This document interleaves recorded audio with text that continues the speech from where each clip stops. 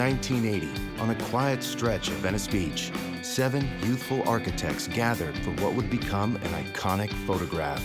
At the time, they were bold innovators, shaping a new architectural language rooted in Los Angeles, but destined for global impact.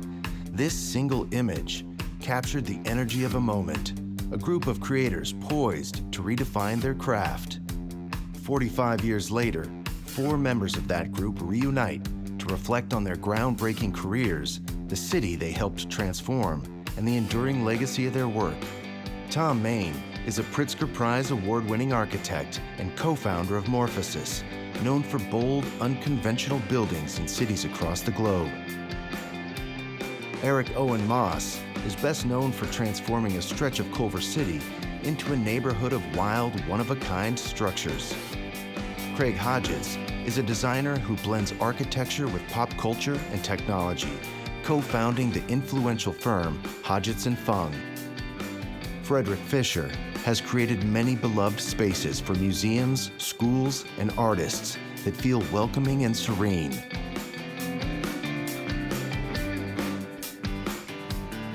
Through candid conversations and a restaging of that legendary photograph, this film charts the evolution of their ideas, their friendships, and the architectural soul of Los Angeles itself.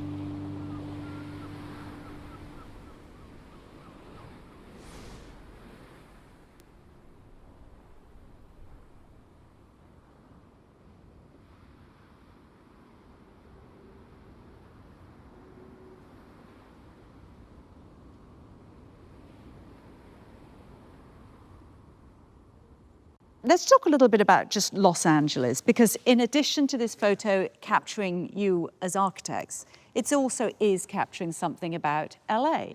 A lot of our conversation has been about how you could live somewhere cheaply, it was creative, there were all the artists, there was a sense of real just freedom, it was also somewhat provincial, you weren't being watched. It was this stew of things that made this moment possible. And now here we are, 50 years later, it's $250,000 to go to college. You can't rent anything for under $3,000 a month. The traffic is, just completely congested. I mean, sort of the beach is obviously less empty than it was then. If you met your younger selves in Cincinnati, Indiana, the places where you hailed from, would you tell your younger self now to come to today's LA? I would, still. You would? Yeah. I mean, what are the options? Yeah, what are they? I mean, the question is, are there always or not?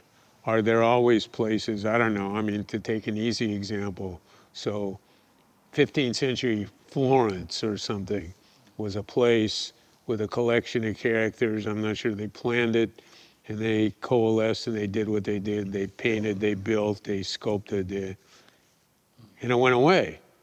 I mean, the pedigree is still there, so is there always a place like that? I love that question. Is it always the same place? It's a great question. Some cities seem to have something in the water. They seem to keep regenerating in a very interesting way. Maybe the ephemeral nature of the city, the lack of, either the lack or the incapacity of the city to commit itself to Lakeshore and Midtown and downtown and the Rambla and the Ringstrasse, or whatever it is, the unwillingness to do that and to go from a point of emphasis to de-emphasis. I don't know, it's Warner Center, it's Westwood, it's downtown, it's Melrose, it's whatever I left out, and it moves around in different ways, at different purposes. That's unusual it's a kind of kinetic city. And I think other cities maybe in terms of inhabitants and structure, more predictable and stable and redundant. LA's not redundant in that way. Well, I beg, because I'd have said no. You'd say no. No. Lucky us. I've actually thought about it many times. Lucky me that certain things in my life happen, and I show up after a divorce looking for a cheap apartment above the bait and tackle shop down the street. And then the rest is what we're talking about. I end up being here and meet all these characters. And at a particular time of history, connected to all of our earlier discussions with the whole art scene going on here, just going, just a complete interesting coincidence. Today, I'm not sure what the answer is. I can't tell you where I would go or that meaning, but no, it's not the same place at all. An incredibly difficult place, if not just about impossible place to practice architecture. And maybe you can't relegate that to the venue anyway. Maybe there isn't a way to explain it's this city and this time and this place and these people by accident. And those are the things that happen. I mean, I don't know why Florence or why LA.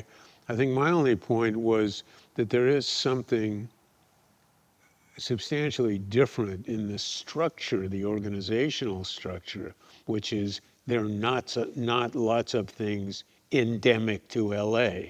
In a structural sense, in an organizational sense, again, in terms of priorities of area, where could you go? If it's not Venice, so somebody says Atwater Village, or maybe it's San Pedro, or maybe it's someplace we just don't know and won't know and can't name. And at some point, 50 years from now, somebody will come with a photograph from Tehachapi, and that was the place or something. What you've all said was so wonderful about that time period was Venice was, or even LA, was kind of a backwater. It was sort of provincial, you could hide out, nobody was watching you. LA, progressively over the next 4 decades, really does go global. Partly the coverage of you lot and this kind of work. I was complicit in that myself. And then you start to have a wave of people coming to LA because it's sort of suddenly become the really fashionable place within the arts and architecture world. You know, we start to get the arts fairs all coming in here. It just picks up steam, the snowball's rolling, and here we are now. LA is now a global city. So I guess, did Icarus fly too close to the sun? But that's a real man. We talked about earlier. We all knew Ed Ruscha as a kid, and nobody knew who he was. That's a unique moment in time, that you just have to be there with a group of people that were all kids, doing stuff that no one had admired or knew of, et cetera, and it was just this unique moment. It's as simple as that, isn't it? Well, I think what Francis is getting at is the innocence and the naivete That comes with. that. Right. Is it still available?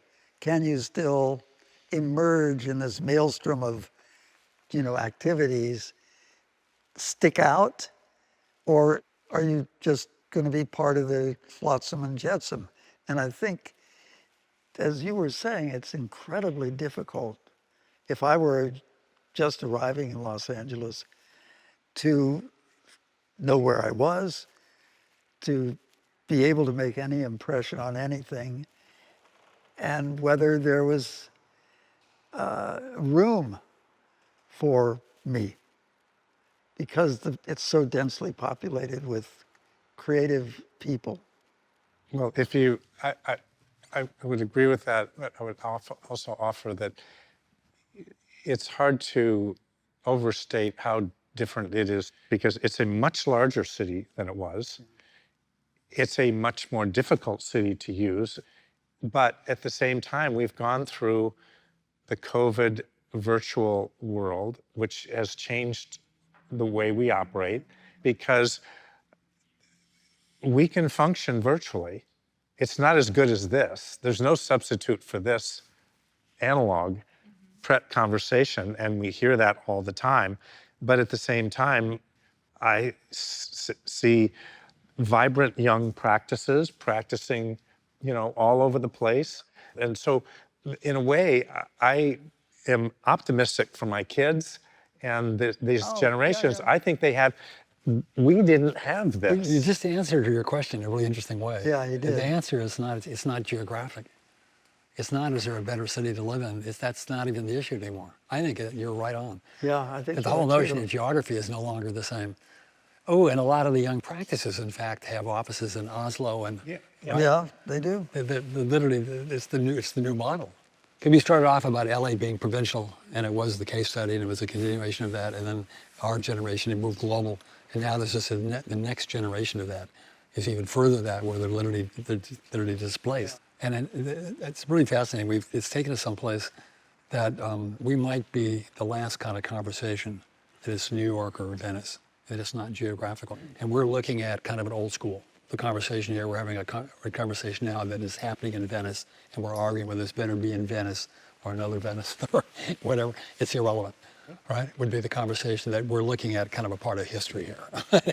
A group of characters that happen to be here at a particular period of time where location was essential, right? And it seems like, for me, what's one of the things that come out of this conversation, which is really interesting, is that itself, as a broader idea, has gone away. I think we were lucky.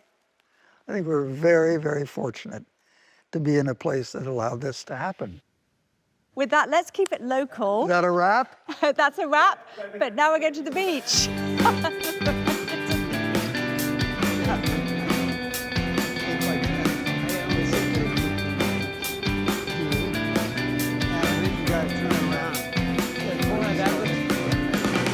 Isn't the photographer going to take the photo? You got to take the photograph. Yeah, that's good. What, you're going to have these buildings in the background? Yeah, there we go.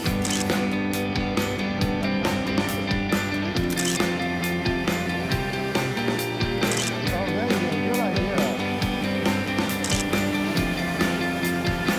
Okay, there we go.